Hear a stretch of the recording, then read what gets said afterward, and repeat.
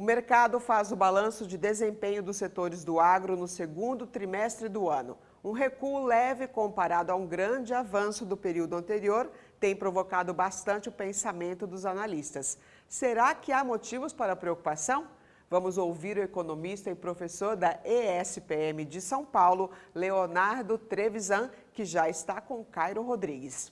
Isso mesmo, Márcia. Estamos aqui agora com o professor Leonardo, que fala conosco aqui direto de São Paulo. Bem-vindo aqui ao programa Noticiário Tortuga. Bom dia, obrigado a vocês pelo convite. Nós que agradecemos pela sua participação e hoje para a gente bater um papo aqui sobre agronegócios.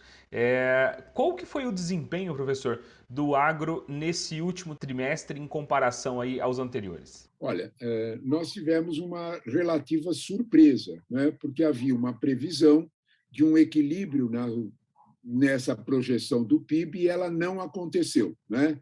Eu sou sempre contrário a previsões muito negativas, muito prejudiciais. Não foi isso que aconteceu. Nós enfrentamos um trimestre atípico, numa situação absolutamente inesperada, foi um crescimento muito forte de condições climáticas adversas.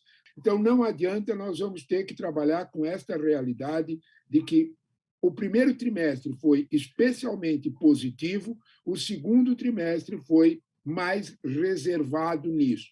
O que dá para a gente projetar quando nós olhamos para esse segundo trimestre? Talvez nós já tenhamos batido no fundo do poço. Talvez nós estaremos recuperando essa escalada.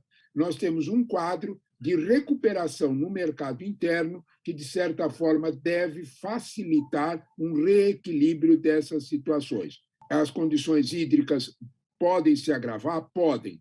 Elas podem prejudicar a situação no ano que vem? Podem. Esse é um fenômeno generalizado. Esse não é um fenômeno que está atingindo exclusivamente o Brasil. Olhemos para vários setores no mundo e nós temos condições climáticas bastante agravadas. E, professor, o senhor citou aí esse problema das condições climáticas e também, se a gente colocar aí o deslocamento de compras da China aí para os Estados Unidos, também teve um impacto aqui na nossa produção?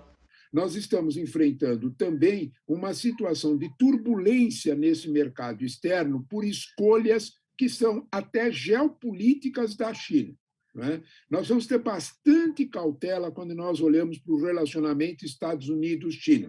Eles têm pretensões hegemônicas, eles brigam nas grandes questões, mas quando se trata de comércio, tanto um quanto o outro senta na mesa e negocia. Foi isto que aconteceu e isto, infelizmente, nos atingiu.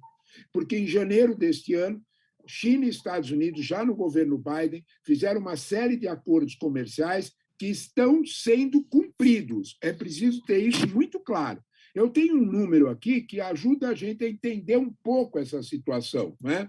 O Brasil vendeu para a China 315.334 toneladas de soja em março deste ano. Quando nós olhamos para isso, tem uma queda de 85% em relação a março de 2020, quando nós vendemos 2,1 milhões de toneladas.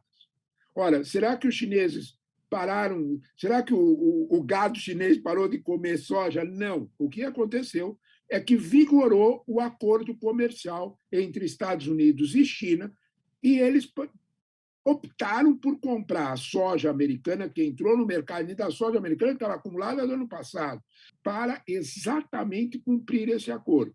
Esta situação vai perdurar? Não. Os sinais do segundo semestre são de reequilíbrio nos nossos embarques para a China. A China está fazendo um reequilíbrio. Isto vai nos afetar? Não inteiramente como nós estamos imaginando. Algumas colheitas nossas têm características muito positivas. Por exemplo, se nós olharmos para as previsões do IPEA, o IPEA tem previsões bastante interessantes para a gente olhar para o segundo semestre. Não é? Milho e cana vão ter recuo. Não é? O café também vai ter recuo. Mas se nós olharmos a soja, ela vai subir 9,8%. O trigo brasileiro vai ter uma expansão de 36%. Há um reequilíbrio nesta posição principalmente quando nós temos expectativas construídas de um segundo semestre em que, no cenário externo, há uma reacomodação de tendências motivado até mesmo pelo crescimento da variável delta lá fora. Esse equilíbrio vai acontecer? Vai. Para 2022, talvez nós tenhamos uma expectativa de recuperação se as tendências climáticas assim o permitirem. Como que o produtor ele precisa se preparar para passar por esses problemas sem se deixar ser afetado de uma forte assim de maneira tão extensa aí principalmente na parte econômica? A primeira das observações que sempre é feita, não é nós prestarmos o máximo de atenção possível às previsões econômicas. Né? Se nós olharmos para as previsões econômicas, observarmos com atenção os cenários, nós vamos ter um processo de nos prepararmos tanto para as expansões como para as fases de contenção. Né? Há sinais mais ou menos claros, vindos, por exemplo, do nosso principal comprador, que é a China, que está fazendo um reequilíbrio no seu modelo econômico. Isto pode ter vantagens para o nosso agronegócio. A China está pretendendo enfrentar desigualdades sociais internas. Isto quer dizer que a China pretende aumentar salários. Isto quer dizer que as pessoas vão pretender consumir mais proteína animal. Isto é benefício para a soja, isto é benefício para o milho, isto é benefício para a carne. Nós temos que ter sempre presente em capital sinais que os mercados nos dão. Talvez esta seja a principal atividade hoje do agricultor moderno. Professor Leonardo, obrigado mais uma vez aqui por esse bate-papo conosco aqui no programa Noticiário Tortuga. Um bom dia para você. Bom dia para vocês também. Muito obrigado pelo convite.